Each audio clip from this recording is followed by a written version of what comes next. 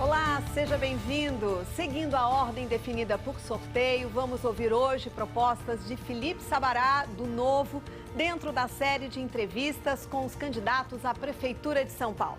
Lembrando que o SBT entrevistará os 10 candidatos de partidos que têm ao menos 5 representantes no Congresso. Ao meu lado, também para entrevistar o candidato, o meu colega Fábio Diamante. Esta entrevista, com 20 minutos de duração, é transmitida simultaneamente pelo site SBT News e pelos perfis do SBT News e do SBT Jornalismo no YouTube, no Facebook e no Twitter. E você, internauta, pode participar mandando sua pergunta para a hashtag SBT News Eleições. Candidato Felipe Sabará, muito boa tarde. Boa tarde, candidato. Boa tarde, Simone. Boa tarde, Fábio. Boa tarde a todos que estão nos assistindo e nos ouvindo. Tá certo. Bom, candidato, vamos então à nossa primeira pergunta. O seu partido chegou a suspender temporariamente a sua candidatura. Os motivos oficiais não foram revelados, até eu gostaria que o senhor esclarecesse quais foram os motivos, se foram realmente inconsistências no seu currículo, também erros na declaração de bens ao TRE, mas o senhor conseguiu retomar na Justiça o direito à sua candidatura. No futebol, na gíria do futebol, a gente diria no tapetão. Eu pergunto ao senhor, o seu partido está com o senhor ou o Novo não quer o senhor como candidato? Bom, boa noite. Respondendo à pergunta, o Partido Novo ele tem um processo extremamente criterioso e exigente de análise dos seus candidatos e até filiados, né? É o único partido que exige ficha limpa para os próprios filiados. E com relação a essa situação minha, o partido fez um processo seletivo bastante criterioso que começou em maio e acabou em novembro do ano passado. E todos os meus documentos foram apresentados durante esse processo seletivo. Eu concorri com 76 outros candidatos, foram 77 no total comigo, onde todos os meus documentos foram apresentados. O que aconteceu foi uma denúncia falsa e totalmente inverídica de uma pessoa na comissão de ética do partido, e o partido aceitou investigar essa denúncia, que eu vou repetir, é falsa. Eu tenho tudo que eu apresentei para o partido no processo seletivo é verdadeiro, meu currículo inclusive é público, então não tem nenhuma informação que foi colocada para a imprensa, inclusive, é falsa. Então meu currículo está tudo certo. Com relação à declaração de bens, a lei exige que você declare o seu IR e, se você quiser, você pode declarar também o valor das cotas que você tem em empresa ou o valor da empresa. O que eu fiz foi declarar o valor da empresa, da minha participação na empresa. Eu tenho 72% de participação numa empresa e isso dá em torno de 5 milhões e 40 mil reais, porque a empresa vale 7 milhões. Então, eu fui mais transparente do que a lei exige, né?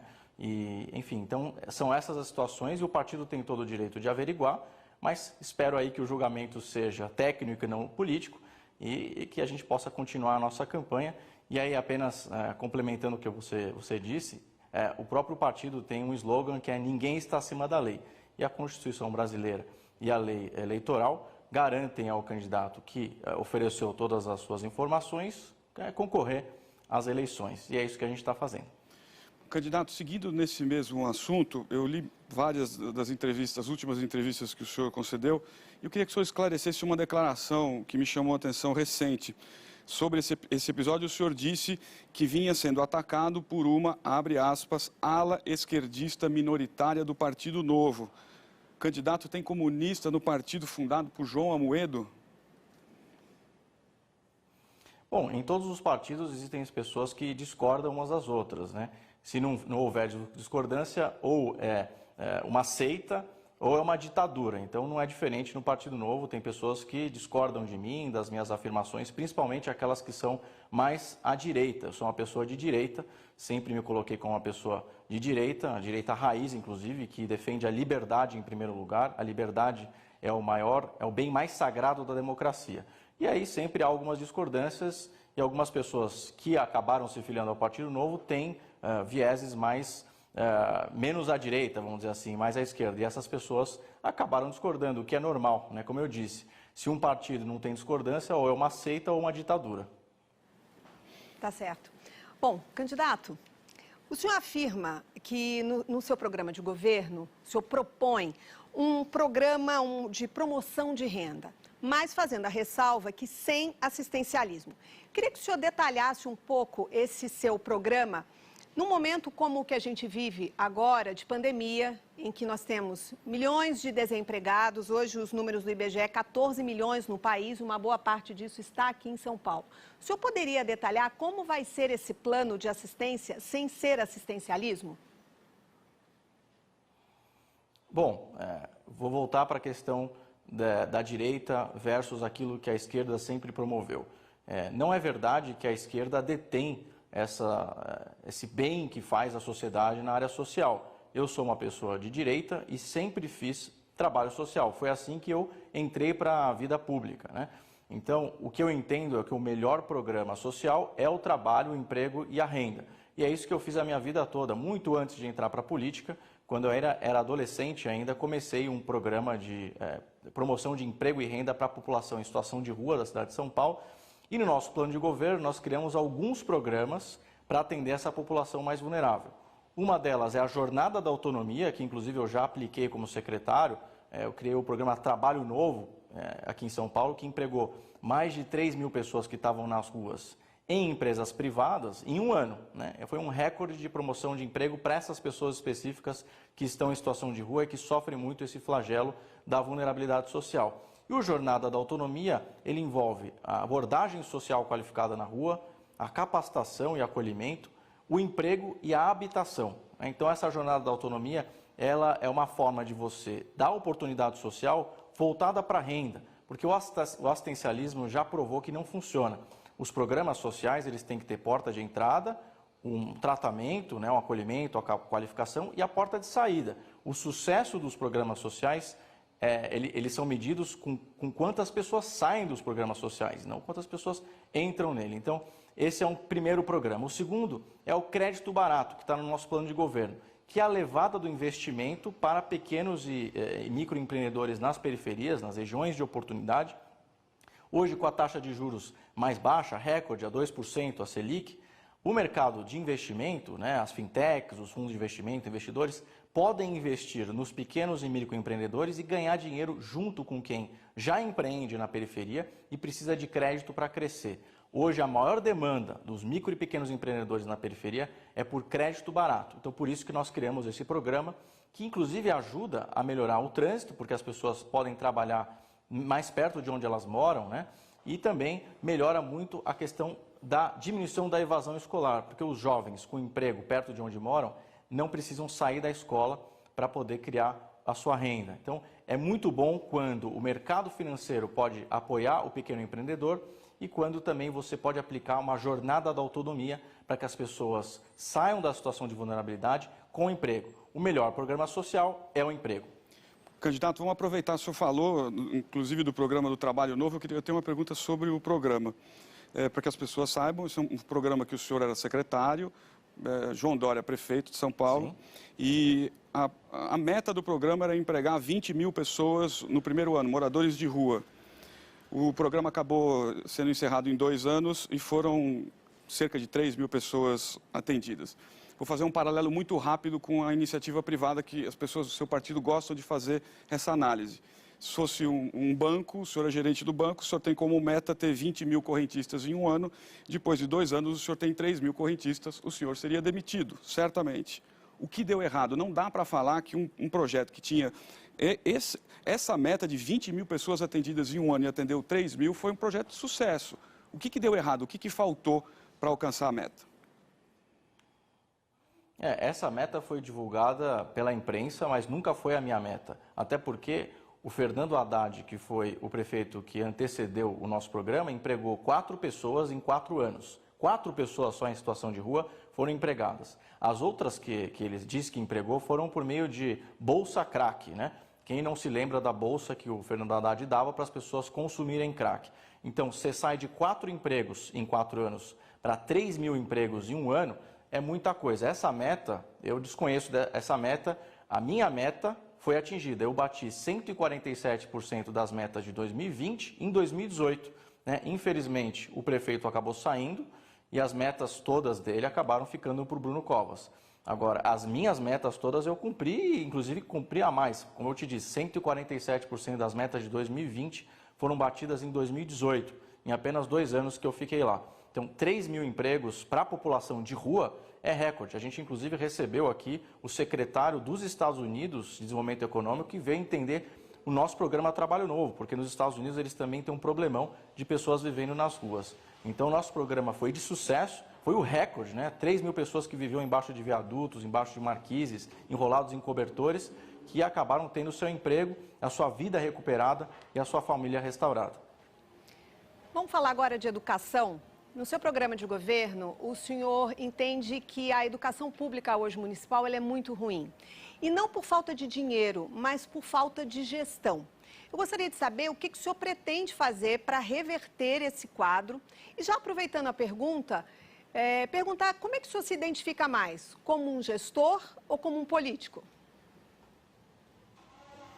Bom, eu vou começar pelo final da sua pergunta, pela sua pergunta final. Eu entendo que a política é uma ferramenta muito importante e necessária para transformar a vida das pessoas em escala.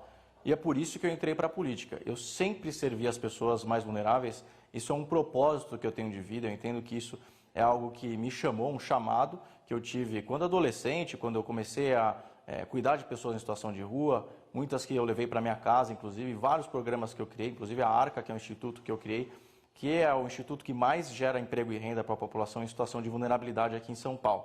E eu entrei para a política justamente por causa disso. Então, eu me considero uma pessoa que entrou para a política para transformar e, claro, que essa boa política tem que ter gestão também. Então, tem que ter as duas coisas, né?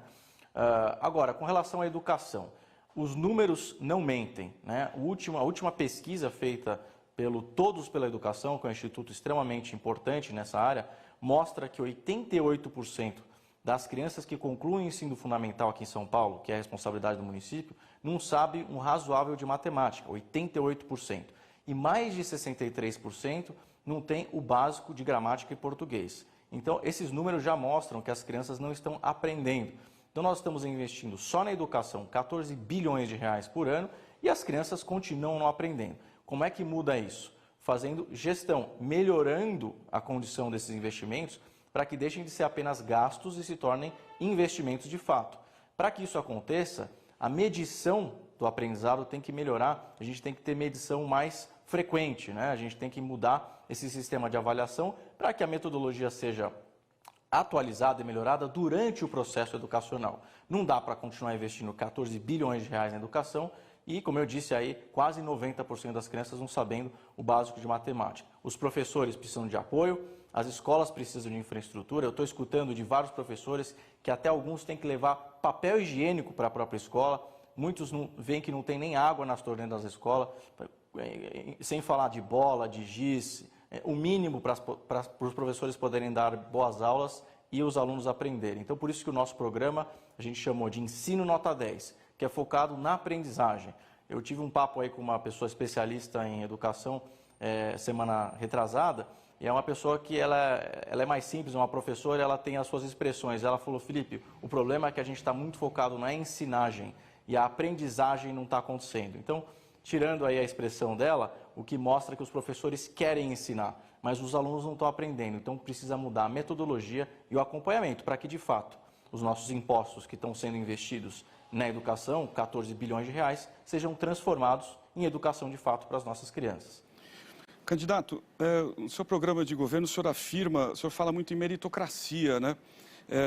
Como uma forma, isso seria uma marca de um eventual governo do senhor, como uma forma de recompensar aquele funcionário público que trabalhar cada vez melhor.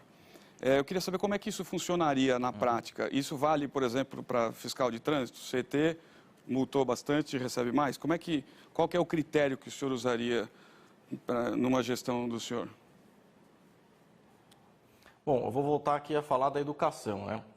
Eu tenho conversado muito com os professores. E o que eles dizem? Os professores que trabalham mais, que chegam cedo, que preparam suas aulas, que acompanham mais o aprendizado dos alunos, muitas vezes ficam para trás em comparação com professores que não fazem a mesma coisa. Professores às vezes chegam mais tarde, não preparam a aula. Enfim, a reclamação é que os funcionários que se dedicam mais deveriam ser mais valorizados. E essa reclamação vem dos próprios funcionários públicos que trabalham mais e que acabam sendo prejudicados por aqueles que trabalham menos. E para isso a meritocracia funciona muito bem, porque se o dinheiro público está sendo investido, tem que haver esse retorno. E essa é a nossa proposta. Vamos falar também das subprefeituras, a mesma coisa. Tem subprefeito que faz um bom trabalho. Os subprefeitos que não fazem um bom trabalho não podem atrapalhar aqueles que fazem esse bom trabalho. Então, a meritocracia ela é importante em qualquer relação, em qualquer contratação. E essa demanda vem dos próprios servidores públicos, que são muito bons, né? Muita gente fala aí que reclama dos servidores públicos. Eu fui secretário municipal 2 anos, fui presidente do Fundo Social do Estado e o que eu mais encontrei foram bons servidores trabalhando muito. Claro que eu encontrei outros servidores que não faziam um bom trabalho, mas a valorização dos bons servidores é bom para todo mundo. Candidato, no seu programa de governo, o senhor faz várias propostas envolvendo a iniciativa privada, né? Concessões, PPP.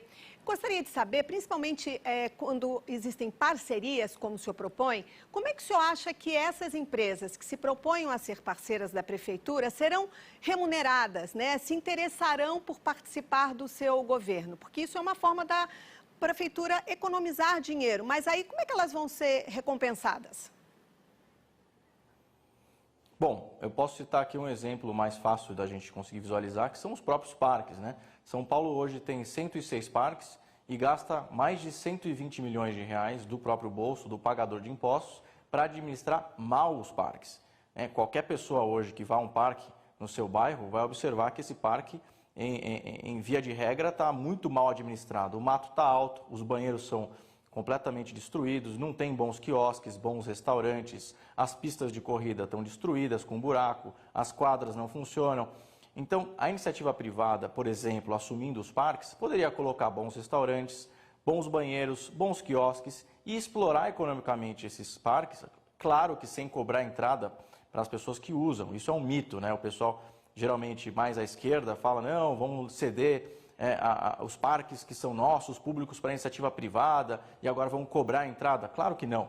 Não vai cobrar entrada coisa nenhuma. As empresas podem explorar economicamente com a questão de alimentação, quiosques, enfim, uma série de atividades que o setor privado pode explorar nos parques e, em contrapartida para a sociedade, os parques fiquem em boa qualidade, principalmente os parques localizados nas regiões mais periféricas, que tem muitos usuários, e as pessoas reclamam que, de novo, o mato está alto, tem entulho jogado nos parques, falta segurança, e a iniciativa privada com certeza faria muito melhor esse trabalho dos parques, e aí sobraria um dinheiro para a prefeitura atuar no essencial, que é saúde, educação, segurança, uma melhoria no transporte público.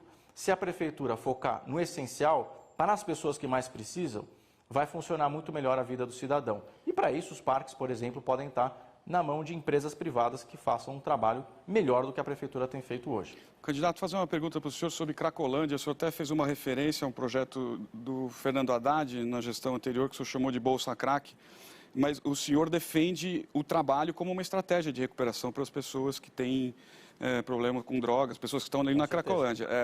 Mas isso acontecia no projeto do prefeito Fernando Haddad, no Braços Abertos. O senhor vai utilizar o mesmo sistema? Como é que isso funcionaria? Não. Bom, quando eu assumi a Secretaria de Desenvolvimento Social, eu assumi exatamente após o governo do Fernando Haddad aqui em São Paulo, na prefeitura. E é um desastre, porque não necessariamente bolsa é trabalho. Essas pessoas não trabalhavam, elas recebiam um dinheiro e compravam crack com esse dinheiro ao invés de trabalhar. Então, nós não estamos oferecendo aqui bolsa.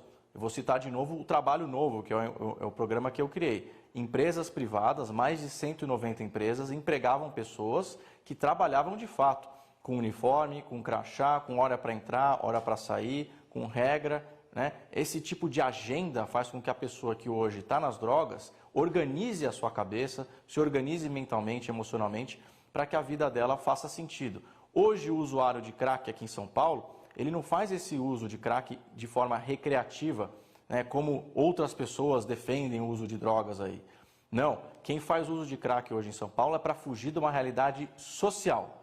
Claro que a polícia é muito importante para evitar que a droga chegue, né, para evitar que as pessoas usem a droga. A saúde é muito importante para tratar, né, justamente essa questão, vamos dizer assim, da saúde das pessoas. Mas o melhor programa social, inclusive para o dependente químico, é o trabalho. Não sou eu que estou dizendo. Uma pesquisa que foi feita o ano passado na própria Cracolândia mostra que 44% dos usuários de crack da Cracolândia, se tivessem emprego, deixariam a droga, porque a mente ocupada com o trabalho, e aí não é bolsa crack, é trabalho mesmo, né?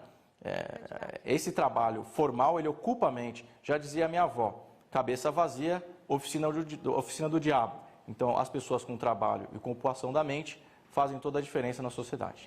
Candidato, da última vez que eu o entrevistei, nós acabamos virando um meme na internet.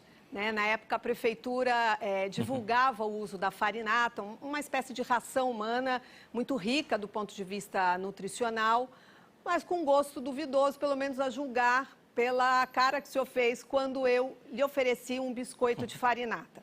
No seu programa de governo, o senhor não cita a farinata.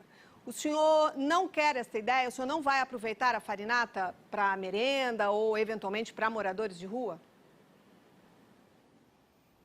Bom, Simone, você como jornalista conhece um pouquinho da minha vida. Eu sou produtor orgânico, eu planto orgânicos em terrenos baldios aqui na cidade de São Paulo. O programa que eu criei, chamado Horta Social Urbana, que emprega pessoas que estavam nas ruas, morando nas ruas, que elas plantam esses orgânicos e esses orgânicos são vendidos em supermercados, restaurantes e uma parte, inclusive, é doada para a comunidade carente. Então, eu sou defensor dos alimentos orgânicos, tanto na merenda quanto para a população de rua.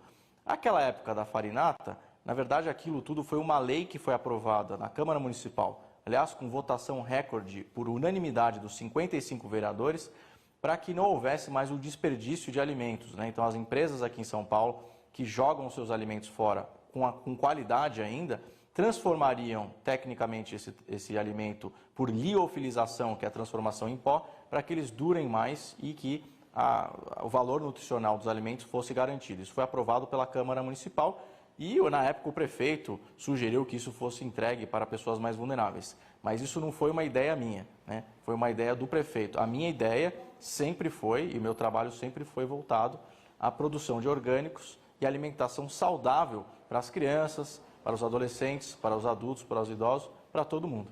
Candidato, uma última pergunta, a gente está chegando no final do nosso tempo. Alguma chance do senhor desistir no meio da corrida? Na corrida agora para a prefeitura? Isso mesmo. O senhor vai até o fim ou alguma chance de jeito nenhum? De jeito nenhum. Não, estamos firmes nessa campanha. Não é uma campanha que está sendo construída sozinha, tem muita gente envolvida. Foram mais de 250 voluntários participando na produção do plano de governo, que começou a ser produzido no começo desse ano, em janeiro.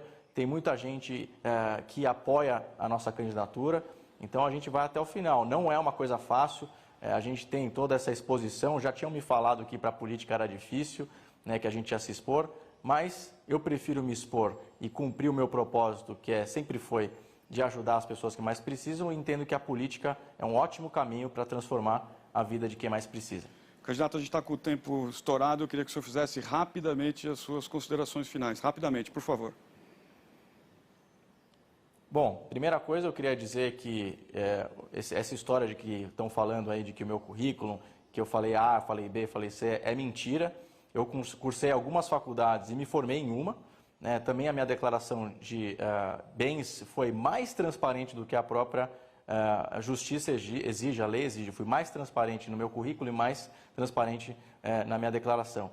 E, para finalizar, pedi voto para os vereadores do Partido Novo. Né? Nossa legenda é o número 30, então vote 30 em São Paulo e vote nos vereadores do Partido Novo, que são pessoas excelentes, uma verdadeira seleção de pessoas para transformar a nossa cidade aqui. Vote novo para fazer diferente, vote 30. Ok, candidato, muito obrigada. A íntegra desta entrevista está disponível no site SBT News. Nós voltaremos com a série de entrevistas na segunda-feira, às 5h30 da tarde, com o candidato Orlando Silva, do PCdoB.